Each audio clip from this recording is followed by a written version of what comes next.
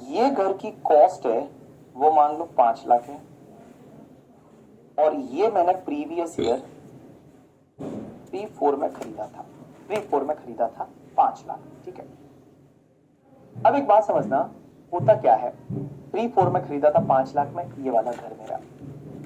अब हुआ क्या, एक दिन हमारा एक बंदा है जिसका नाम है केशव, नाम है केशव। ये घर किसका है, मिस्टर बीबी का। मेरे पास में केशव आता है और केशव बोलता है कि सर मुझे आप ये घर बेच दीजिए। ये बात है प्रीवियस ईयर 7-8 की। 7-8 में मेरे पास केशव आया, केशव बोलता है कि सर ये घर मुझे बेच दीजिए। मैंने कहा तेरे को बेच दूं? बोला हाँ सर प्लीज बेच दीजिए ना। मैंने कहा ठीक है ले ले, कितने में? तो केशव को मैंने बोला कि एक काम कर, तू मुझे 10 लाख दे दे, 10 लाख में घर इतना सस्ता बेच रहा हूं मैं। उसने बोला सच में? मैंने कहा हाँ सच में। और केशव ने क्या किया, मुझे एक टोकन देके चला गया 70,000 रुपए का, 70,000 का टोकन देके केशव चला गया। अब जब केशव 70,000 का टोकन देके चला गया, उसके बाद में किसी ने इसको बताया केशव को कि अरे तुझे पता है वो बीबी सर का घर है ना, उसमें तो भूत है, उसमें तो भूत है, पागल है क्या, वो घर नहीं लेते, उसमें घर में जाने के बाद मर जाते हैं लोग करके, ठीक है, उसमें तो भूत है, मत लेकर के। तो किसी ने बोला इसको ऐसा भूत के बारे में, तो इसने मुझे मैसेज कर दिया कि सर मैं ये घर नहीं खरीद सकता, मैं ये घर नहीं खरीद सकता, आप जो है वो 70,000 जो है वो मुझे लौटा दो। मैंने कहा बग मैं कैसे लौटाऊंगा? मैंने कहा बग मैं नहीं देने वाला 70,000 करके, ठीक है, कैसी बात कर रहा है, तूने एडवांस दिया था, तू डील कैंसिल कर रहा है, मैं 70,000 नहीं दूंगा तुझे। और ये 70,000 जो था ये मैंने क्या कर दिया, फोरफिट कर लिया। ये 70,000 7-8 में मैंने क्या कर लिया, इस पैसे को मैंने फोरफिट कर लिया करके, ठीक है, मैंने इसको फोरफिटेड कर लिया। मींस ये 70,000 एज इट इज मैंने ये पैसा खा लिया, मैंने ये पैसे को निगल लिया, खा लिया। अब क्वेश्चन ये आता है कि जब आप ये पैसा खा लेते हो तो क्या होगा? लॉ मेकर्स बोलते हैं कि जब आप पैसा खाते हो, एडवांस मनी आप फोरफिट कर ली, टोकन मनी आपने खा ली, तब कुछ भी नहीं होगा, तब कुछ भी नहीं होगा। लेकिन जब आप इस प्रॉपर्टी को बेचोगे तब क्या होगा? तो देखिए बेटा हुआ क्या कि मैंने ये प्रॉपर्टी मान लो मैंने बेच दी इस साल में, दैट इज प्रीवियस ईयर 22-23 में, और प्रीवियस ईयर 22-23 में मैंने एक बंदे को ये प्रॉपर्टी बेच दी जिसका नाम है अनुराग करके, ठीक है, जिसका नाम है अनुराग। और अनुराग को मैंने ये प्रॉपर्टी बेच दी जिसका सेलिंग प्राइस है वो 40 लाख है। तो लॉ मेकर्स बोलते हैं कि अब आपको कैपिटल गेन लगेगा, आंसर इज यस। तो बेटा जब प्रीवियस ईयर 22-23 असेसमेंट ईयर 23-24 में कैपिटल गेन लगेगा, तो कैपिटल गेन कैलकुलेट करते time full value of consideration कितना आएगा पता है? That is the 40 lakh. Law makers बोलते हैं जितना पैसा तुमने खाया था ये तुम्हारी कॉस्ट में से लेस हो जाएगा। जो पैसा 70,000 तुमने खाया था करके केशव का, ये तुम्हारी कॉस्ट में से आपको लेस करना पड़ेगा। सेक्शन 51 बोलती है कि एडवांस मनी फोरफिटेड है, वो एडवांस मनी फोरफिटेड जितना आपने खाया था उस ईयर में कुछ नहीं होगा। जब अगर इन फ्यूचर में आप प्रॉपर्टी बेचोगे तो उसकी कॉस्ट में से लेस हो जाएगा।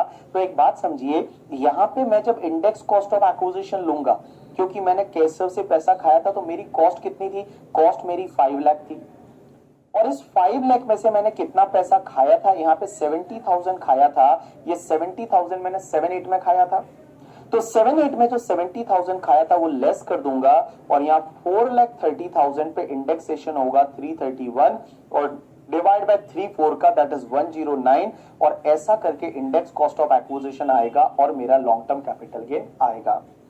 तो ये सेक्शन क्या बोलती है कि जब भी आप कोई टोकन मनी या एडवांस मनी खा लेते हो करके, खाते हो, अब कोई बोल रहा है पता कैसे चलेगा? देखो अगर कैश में लिया है तो पता ही नहीं चलता, बैंक में आया होगा तो पता चल जाएगा, इनकम टैक्स डिपार्टमेंट को बैंक में आया तो पता चल जाएगा।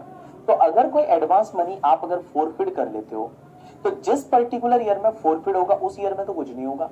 लेकिन जब आप प्रॉपर्टी को बेचोगे, जब भी आप इस प्रॉपर्टी को बेचोगे तो उस टाइम पे कैपिटल गेन निकालते टाइम तुम्हारी कॉस्ट में से ये लेस हो जाएगा, ये तुम्हारी कॉस्ट में से ये लेस हो जाएगा, और इसके बाद जितनी कॉस्ट बचेगी उस पे आपको इंडेक्सेशन करना है। एक बात बताऊं, ये वाला पॉइंट इलॉजिकल लग रहा है कहीं ना कहीं पे, कोई बता सकता है इलॉजिकल लग रहा है या नहीं लग रहा? और किस चीज पे इलॉजिकल लग रहा है आप मुझे ये बताइए। ये जो पॉइंट है ये इलॉजिकल लग रहा है, और ये कौन सी चीज पे इलॉजिकल लग रहा है, कोई मुझे बता सकता है? क्या इलॉजिकल लग रहा है इस पॉइंट में आपको? अगर मैं लॉजिक्स की बात करूं तो ये पॉइंट आपको इलॉजिकल लग रहा है, और क्यों इलॉजिकल लग रहा है, क्या इलॉजिकल लग रहा है बताइए।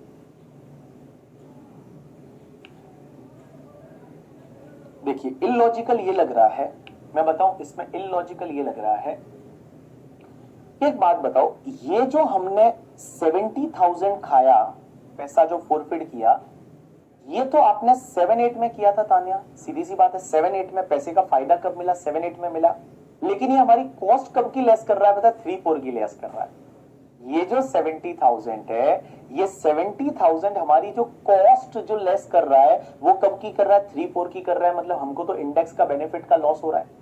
जैसे मान लो ये 7-8 की जगह ये मान लो आपने 13-14 में खाया होता, तो भी ये तुम्हारी कॉस्ट जो है वो तो 3-4 की लेस कर देता। ये जो कॉस्ट है, ये कॉस्ट तो जो तुम्हारा है वो तुम्हारे 3-4 की लेस कर रहा है। ये तो मतलब कॉस्ट हमारा कम, और देखो इंडेक्स करने से पहले लेस करा रहा है। एक तो ये इलॉजिकल पॉइंट, क्योंकि हमारा इंडेक्सेशन का बेनिफिट है वो खराब कर रहा है। ये हमने पैसा खाया 7-8 में, लेकिन हमारी कॉस्ट है वो 3-4 की लेस कर रहा है करके, ठीक है। तो ये इलॉजिकल एक तो पॉइंट है। दूसरा इलॉजिकल पॉइंट ये है कि मान लो सर यहाँ एडवांस मनी 70,000 की जगह 7 लाख होता, तो सर कैसे करते? यहाँ 5 लाख में से 7 लाख लेस कर देते, तो यहाँ तो -2 लाख आ जाता। फिर -2 लाख पे इंडेक्सेशन कैसे करते हैं? All means advance money forfeit अगर कॉस्ट से भी ज्यादा हो गया तो क्या होगा? तो ये इलॉजिकल पॉइंट था। उसमें फिर क्या करेंगे? नील लेंगे, क्या लेंगे? इलॉजिकल पॉइंट है ये। अब एक बात समझता, जैसे ही 2014 में मोदी जी की गवर्नमेंट आई, अरुण जेटली जी को फाइनेंस मिनिस्टर बनाया। अरुण जेटली जी ने बोला कि यार ये सेक्शन क्या रबिश सी बात कर रही है कि जब एडवांस मनी खाते हो तब कुछ नहीं करना है, जब आप प्रॉपर्टी को बेचोगे तो उस टाइम पे आपको अपनी कॉस्ट में से लेस करना है एंड ऑल। तो उन्होंने क्या किया, इस झंझट को हटाने के लिए एक नई सेक्शन डाली, एक नई सेक्शन डाली। और वो नई सेक्शन डाली कहां पे पता है? इनकम फ्रॉम अदर सोर्सेज में। एक अदर सोर्सेज में एक सेक्शन डाली, और उस सेक्शन का नंबर है section 56 sub section 2 clause number 9। और ये सेक्शन डाली गई 1 अप्रैल 2014 से। जब पहला बजट आया 1 अप्रैल 2014 से ये सेक्शन डाली गई, जब से बीजेपी की गवर्नमेंट आई, आप ये समझिए। और इन्होंने क्या किया पता है? बड़ा सिंपल सा काम कर दिया कि आप अगर एडवांस मनी फोरफिट करते हो इस डेट के बाद में, 1 अप्रैल 2014 के बाद में अगर आप एडवांस मनी फोरफिट करते हो, तो आप एक काम करो, उसको सीधा आप आईएफओएस में टैक्सेबल कर दो जिस ईयर में फोरफिट किया।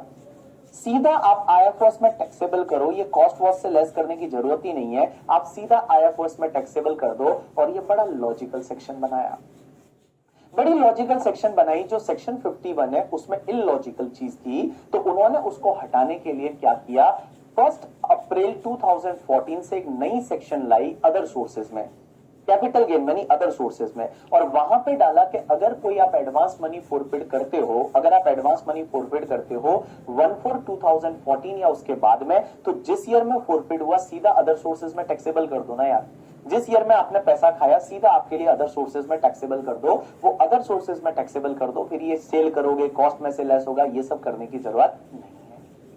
अब आप मुझे बोलोगे कि सर क्या हमको अभी भी सेक्शन ये 51 याद रखनी पड़ेगी? आंसर इज यस, क्योंकि आज भी जो ये सेक्शन है, ये 51 सेक्शन है, ये तो लगी रही है ना। कब तक? आपका 31 मार्च 2014 तक तो लगी रही है।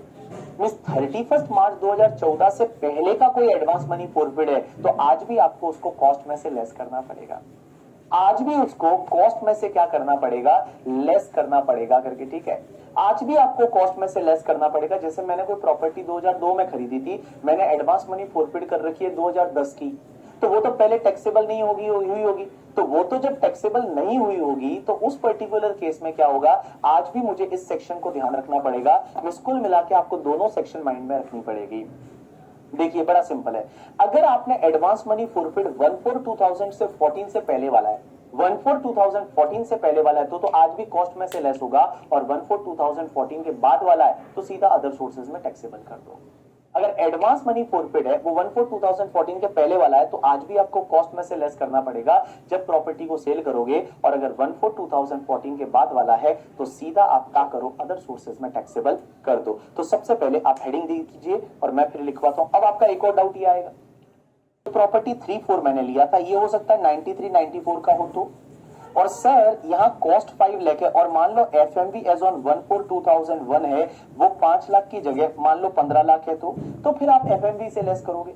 जो एडवांस मनी फॉरफिट है वो एफएमवी से लेस करोगे। कॉस्ट और FMV whichever is higher cost लोगे, उसमें से आप लेस कर दोगे, एफएमवी से लेस करोगे। और मैं आपको है ना एक पीजीबीपी में ये चीज पढ़ाऊंगा कि जब भी आप डेप्रीशिएबल असेट बेचते हो, डेप्रीशिएबल असेट का मतलब होता है ऐसी असेट जिसपे आप डेप्रीशिएशन लेते हो, तो डेप्रीशिएबल असेट अगर आप बेचते हो ना तो उसमें डब्ल्यूडीवी कॉस्ट मानी जाती है। जो बिजनेस की डेप्रीशिएबल असेट होती है, जैसे मेरा एसी डेप्रीशिएबल असेट है, तो इसकी कॉस्ट क्या होती है, डब्ल्यूडीवी। तो डब्ल्यूडीवी से लेस करेंगे अगर डेप्रीशिएबल असेट से रिलेटेड एडवांस मनी फॉरफिटेड है तो। चलिए अपन एक काम करते हैं, लिखते हैं और लिखते टाइम अपने को सब चीजें समझ में आ जाएगी। लिखिए सबसे पहले